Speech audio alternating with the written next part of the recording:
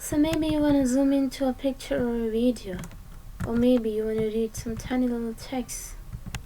For all this, all you have to do is go to your software Ubuntu Software Center and type in Unity Tweak Tool. That's right. This is the one, Unity Tweak Tool. To go there and install it. I've already installed it, so I'll just launch it. I'll launch it, and this is what your Unity Tweak Tool looks like. Now you have to go to Window Manager and in that General. Now here you have to set the keys which you want to use for zooming in and zooming out, the shortcuts. So I have put Ctrl Q for zoom in and Ctrl E for zoom out.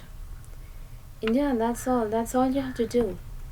Now if I press Ctrl Q, I'm able to zoom in, and if I press Ctrl E, I'm able to zoom out. That's pretty much it.